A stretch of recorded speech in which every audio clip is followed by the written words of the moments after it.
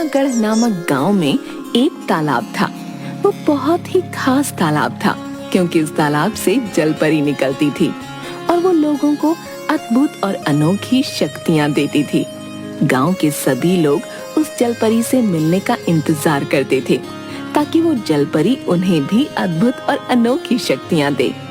उसी तालाब के पास एक छोटी सी कुटिया थी और उसी कुटिया में दो साधु रहा करते थे। उन दोनों साधुओं ने जलपरी को देखा था और उस वक्त जलपरी ने उन दोनों साधुओं को एक बहुत ही खास, अद्भुत और अनोखी शक्ति दी थी। बाबा जी प्रणाम।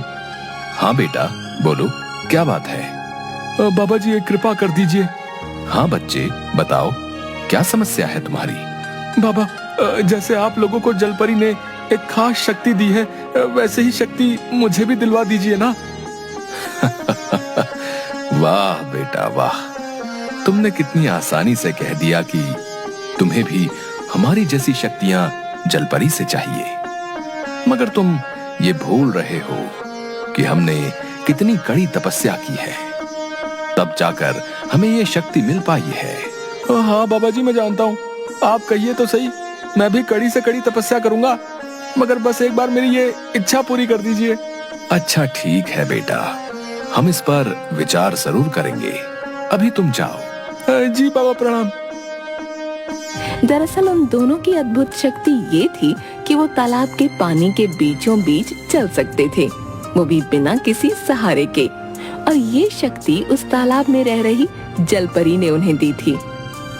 कल गांव के सभी लोग हमारी अद्भुत शक्ति देखने आने वाले हैं। ये कौन सी नई बात है? हर कुछ दिनों पर तो वो ये देखने आते ही हैं। अच्छा तो है, कम से कम कुछ दान भी तो मिल जाता है। कल तैयार रहना, सभी शाम के वक्त तालाब के पास आने वाले हैं।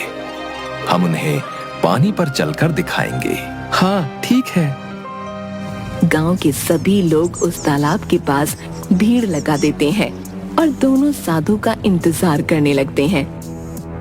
वाह वाह, अब भैया बाबा जी अपनी अद्भुत शक्ति हमें दिखाएंगे भैया। अब पीछे खड़े हो जाओ, उन्हें जरा भी तकलीफ नहीं होनी चाहिए भैया।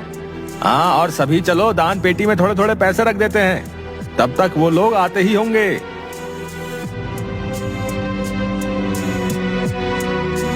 कुछ देर में दोनों साधु वहाँ आते हैं। अरे देखो देखो देखो, बाबा जी आ गए। बाबा जी की जय, बाबा जी की जय। आप सभी शांत हो जाइए। शांति रहेगी तभी हम अपनी अद्भुत शक्ति दिखा पाएंगे। हाँ हाँ बाबा जी, हम सभी शांत हैं। चुप जाओ सभी। दिखाइए बाबा जी, आप लोग अपनी अद्भुत शक्ति दिखाइए। दोनों साधु अपनी अपनी आंखें बंद करते हैं और मंत्र पढ़ना शुरू करते हैं। सभी लोग गौर से दोनों बाबाओं को देख रहे थे। कुछ मिनट तक मंत्र पढ़ने के बाद दोनों पानी पर उतरते हैं। हर हर महादेव। पहले एक साधु पानी पर चलता है, उसके बाद दूसरा। ये दृश्य देख सभी जोर जोर से तालियां बजाने लगते हैं। वाह, बाबा जी ने कमाल कर दिया भाई। देखा आप लोगों ने, ऐसी शक्ति तो दुनिया में किसी के पास नहीं होगी। आप दोनों के अलावा तो हमने कभी किसी को पानी पर चलते नहीं देखा। धन्य हो बाबा, आप लोग धन्य हो। लोग वहीं खड़े हो जाते हैं और दोनों साधुओं को बार बार पानी पर चलकर दिखाने को कहते हैं। बस बस, आज के लिए इतना ही। अगर आप सभी को हमारी ये शक्ति अच्छी लगी हो तो कृपया अपनी इच्छा से जितना बन पड़े उतना दान करके ही जाइएगा। सभी लोग पैसा उन दोनों साधुओं के नाम दान करके चले जाते हैं। वाह, आज तो सभी ने दिल खोलकर दान किया है। हाँ, बस आगे भी इसी तरह ये गांव वाले हमें दान करते रहें। दोनों साधुओं ने गांव वालों को बताया था कि जितना भी पैसा दान में मिलता है वो सब गरीबों में बांटा जाता है, जिस वजह से गांव वाले ज्यादा पैसे दान किया करते थे।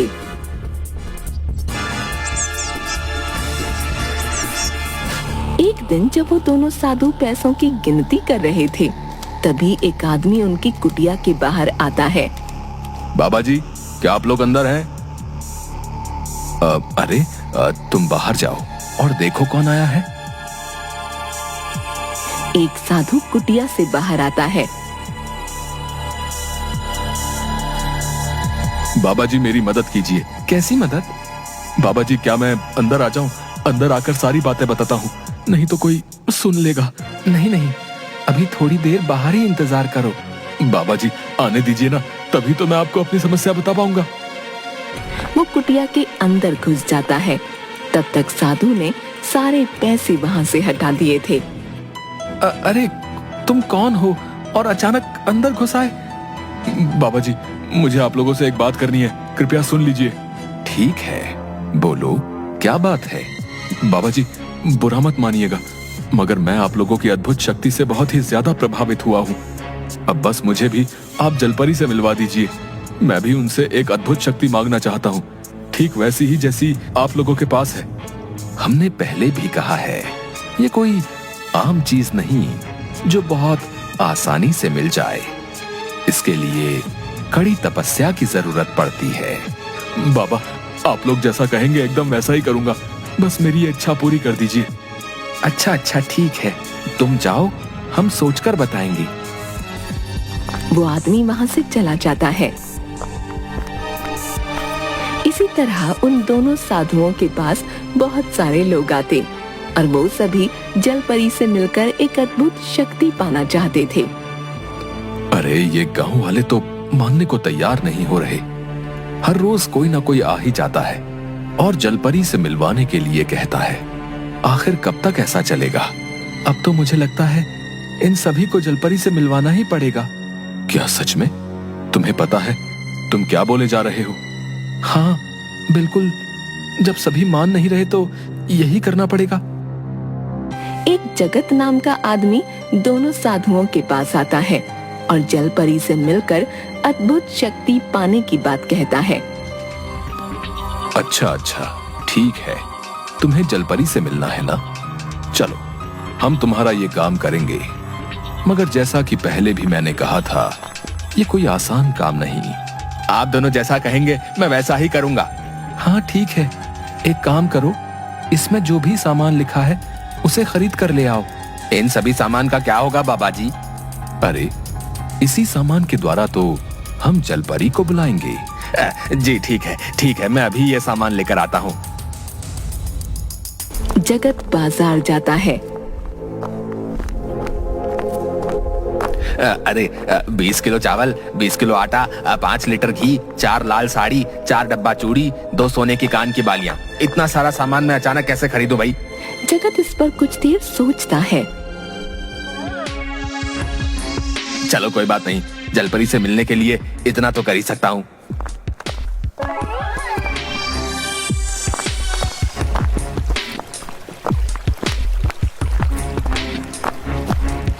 ये लीजिए, मैं सभी सामान लेकर आ गया। वाह, ये तो बहुत अच्छी बात है। अब ये लो, इसमें जो भी लिखा है वो भी लेकर आओ। अरे बाबा जी, अभी तो मैं इतना सामान लेकर आया हूँ और आप कह रहे हैं और सामान लेकर आना है। बेटा, हवन का सामान तो तुम लेकर ही नहीं आए। ये तो सारा सामान जलपरी के नाम चढ़ेगा।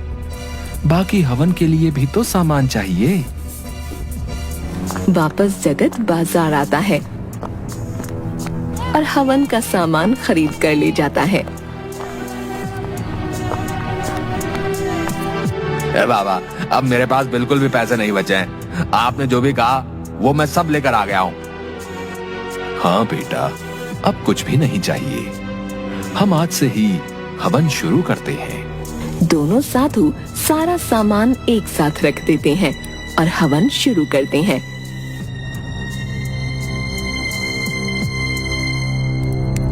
बाबा, क्या मैं तालाब के पास जाकर देखूं, कहीं जलपरी आई होगी तो? हैं? नहीं बेटा, आज तो पहला ही दिन है। हवन के 7वें दिन हम तालाब के पास जलपरी को देखने जाएंगे।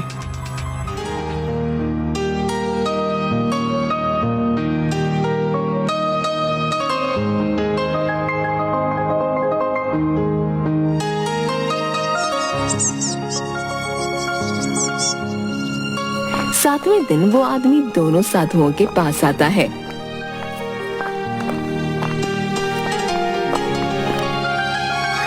क्या हुआ बाबा जी, आज तो जलपरी आएगी ना? आएगी ना? बताओ बताओ।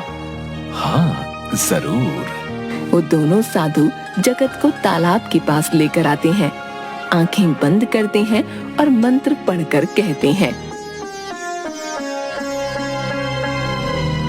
नहीं बेटा, जलपरी कह रही है वो तुमसे प्रसन्न नहीं हुई है। शायद तुमने कुछ पाप कर रखा है, इसलिए वो तुम्हें नजर नहीं आएगी। मगर बाबा जी, फिर वो सभी सामानों का क्या हुआ जो मैंने दिया था? अब वो तो जलपरी के नाम चढ़ गया और उन्होंने उसे ले लिया था। अब वो उसे वापस तो नहीं ही करेंगी। ये सुन वो आदमी बहुत दुखी हो जाता है और वहां से चला जाता है।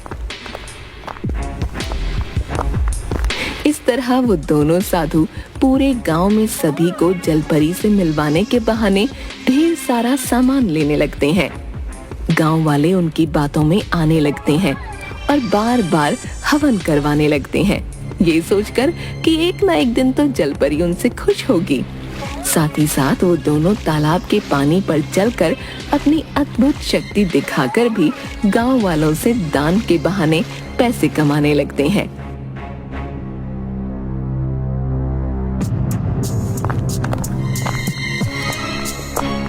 एक दिन जगत सोचता है, बस एक आखिरी बार जलपरी को खुश करके देखता हूँ।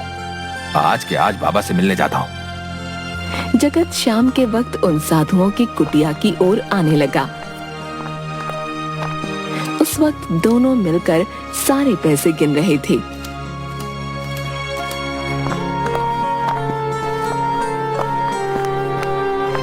गांव वाले सच में कितने मूर्ख हैं। मतलब कितनी आसानी से हमारी बातों में आ रहे हैं। इन्हें लग रहा है सच में जलपरी आएगी। वही तो, इन्हें मूर्ख बनाना बहुत ही आसान है।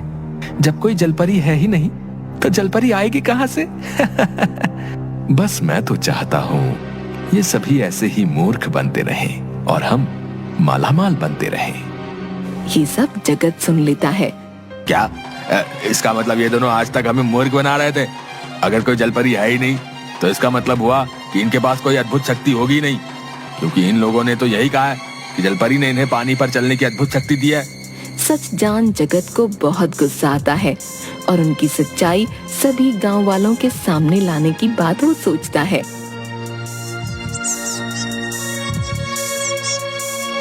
कुछ दिनों बाद वापस साधु तालाब पर चलकर दिखाने आते हैं। तभी जगत कहता है, अगर आप सभी सच में पानी पर चल सकते हैं तो आइए यहीं पास वाले तालाब के पानी के ऊपर चलकर दिखाइए। जगत की बात सुन सभी हैरान रह जाते हैं। अरे जगत, तुम पागल हो गए हो क्या? है ये क्या बोले जा रहे हो? ये दोनों ये काम नया थोड़े ही कर रहे हैं जो तुम इन पे शक कर रहे हो। नहीं नहीं, अगर ऐसा ही है तो ये मेरी बात को स्वीकार करें और वहां चलकर दिखाएं। अरे तुम शांत हो जाओ और जाओ यहाँ से। अगर तुम्हें ये नहीं देखना तो इन्हें देखने दो। नहीं नहीं, मैं कहीं नहीं जाऊंगा। आप दोनों पास वाले तालाब के पानी पर चल के दिखाइए। यहाँ। अरे बाबा जी, आप लोग इसकी बोलते बंद कर दीजिए और वहां पे चलकर दिखा दीजिए। सभी जबरदस्ती दोनों साधुओं को उस तालाब तक लेकर आते हैं।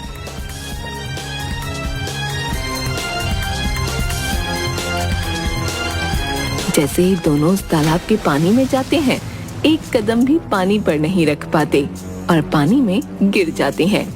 ये देख सभी हैरान रह जाते हैं। अरे हम वापस करते हैं, इस बार गलती हो गई।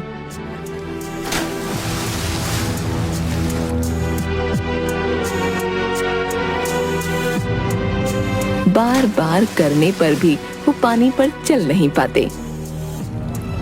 इसका मतलब जगत सही कह रहा था, इन लोगों के पास कोई अद्भुत शक्ति नहीं। जगत तुरंत उसी तालाब में कूद जाता है जिस पर वो साधु चलते थे। तब उसे पता चलता है कि उस तालाब के नीचे जगह जगह पत्थर रखे हुए हैं, जिसकी मदद से वो दोनों पानी पर चलते थे। देखो आप सभी, इस पत्थर की मदद से ये दोनों इस तालाब के पानी पर चलते थे। दोनों मुंह छिपाकर भागने लगते हैं।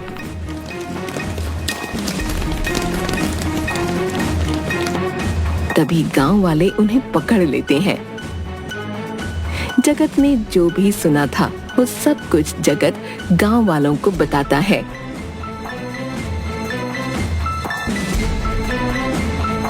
अब बताइए जरा, आप लोगों ने ऐसा क्यों किया, बताइए। अब हमें माफ कर दो। अब दरअसल हमने झूठ बोला था कि जलपरी ने हमें अद्भुत शक्ति दी थी जिसकी मदद से हम पानी पर चल सकते हैं। असल में तो कोई जलपरी है ही नहीं और न ही हमारे पास कोई अद्भुत शक्ति है। तालाब में किस जगह पर कहां-कहां पत्थर रखे हुए हैं हमें पता था, इसलिए हम आसानी से उन पत्थरों पर चल लेते थे जिससे लगता था कि हम पानी पर चल रहे हैं और आप सभी को मूर्ख बना रहे थे।